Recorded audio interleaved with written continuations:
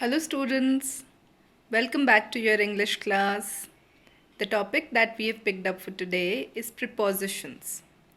Now what are prepositions? Prepositions are very simple to understand. Just where to place which one, that becomes a little difficult. So what does a preposition do? It relates noun or pronoun with other words in the sentence. Shows the relationship between a noun or a pronoun with all the other words in the sentence. What the other words can be? They can be noun, verb or adjective.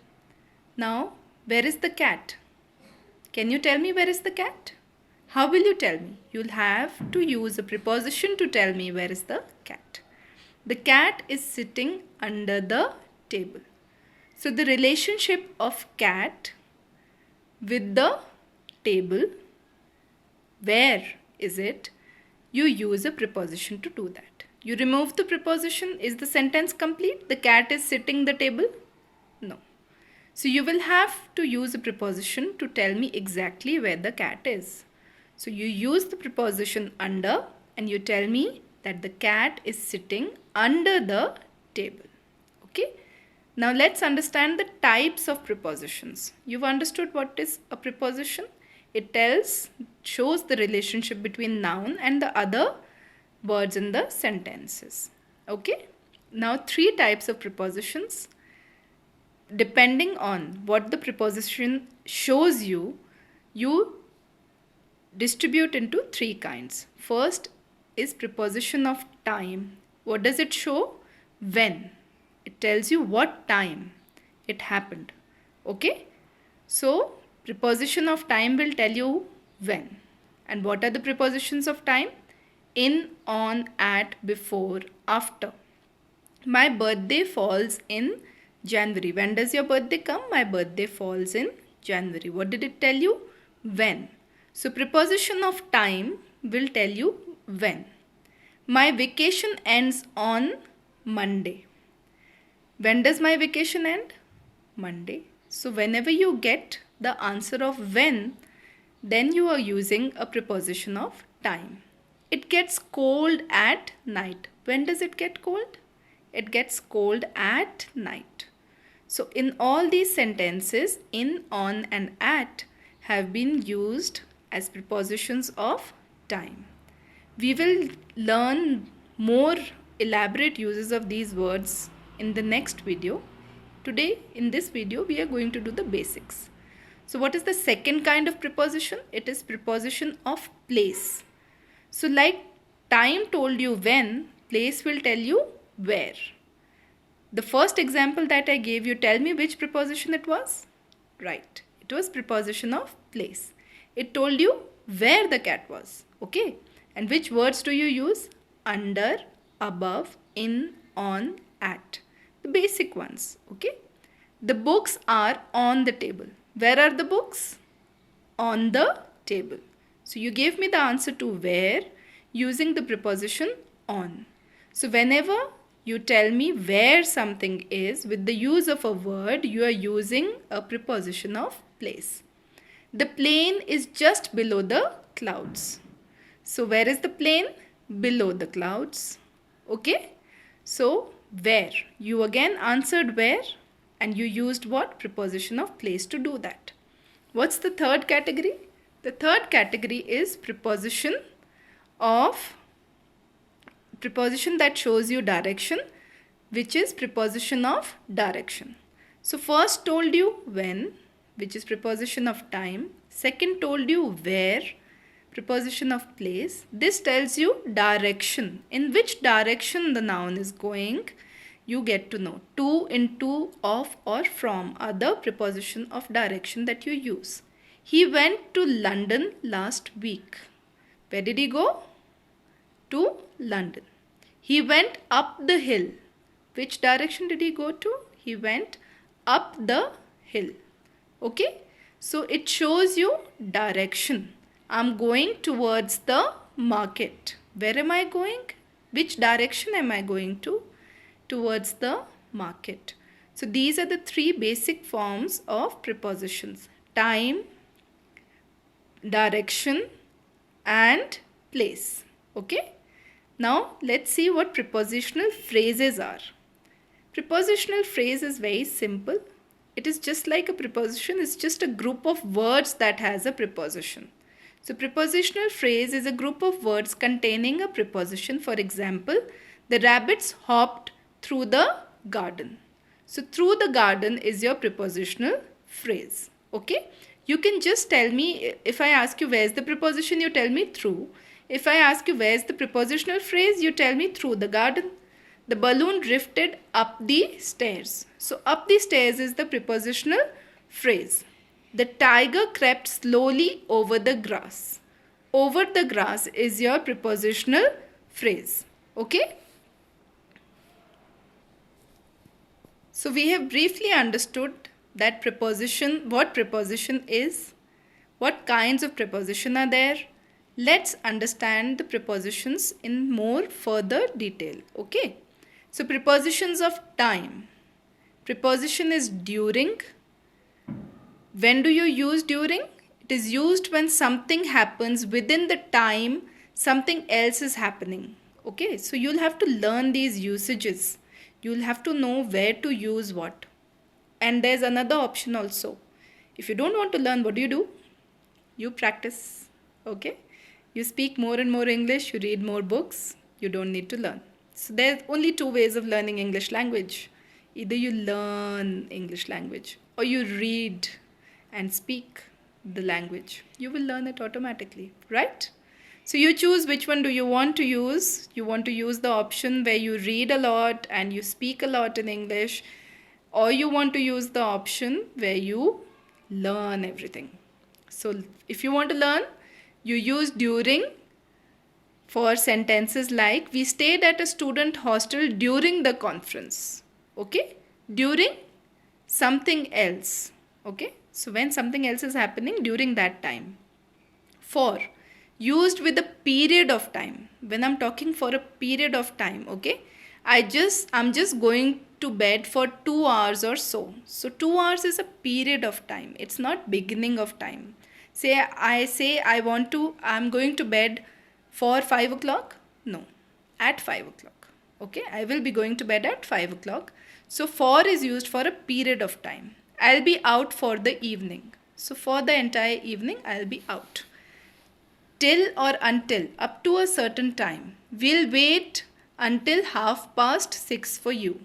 Okay, for a certain, up to a certain period. Okay, since refers back to a point in time when something began. 40 years have passed since they met. So refers to a point in time when something started. Okay, that's how you use since. These are all prepositions of time. Okay, from or to show when something begins and ends. Her visit will extend from Monday to Thursday. So began on Monday, ended on Thursday, from Monday to Thursday. Ago refers to how far back in time something happened. Remember, all stories start with, once upon a time there was a king long ago. So he left the house over an hour ago. Before refers to any time previous to a specific point in time. She is always up before dawn. By means not later than. That means I'll be back by 7. So not later than 7. Okay. After, used when we want to say later in time than. So something that is going to happen after this time. For example, I felt fairly relaxed after taking the medicine. Okay. 2. Telling the time when referring to the number of minutes before the hour. It is 2:15. Past, it's 10:05. Between and to talk about time that separates 2 points. Points in time, okay? They lived in New York between 1998 and 2004. 2 points of time, 1998 and 2004. So you use between and. Within. Within is it refers to a span of time during which something may occur. You should receive a reply within 7 days. So reply should come between that time frame. Okay. These are the prepositions of time. Let's move on to prepositions of place. Above. When do you use above? At or to a higher place or position than something or someone. So above is used when with reference to something else, okay? Our friends in the apartment above us are really noisy. Above in reference to us, okay? After. One follows the other. He ran after her with the book. So when someone is following someone, you use the word after. By. Near or at the side of. The telephone is by the window. So it is near the window or by the side of the window. Okay. Beneath. When do you use beneath? Under someone or something. Jamie hid the letter beneath a pile of papers. Now you will say under and beneath. It is confusing, right? When do you use under and when do you use beneath? Beneath is when it is right under the thing you're talking about. Like the letter is right under the pile of papers, it is in touch with the papers. Okay? When I say the letter is under the table, it is not in touch with the table. So that's the difference between under and beneath. We live under the sky. We don't live beneath the sky. He was lying beneath the blanket. Okay? Blanket is touching him. So that's the difference between the two. Okay? I hope you understand. Next to or besides.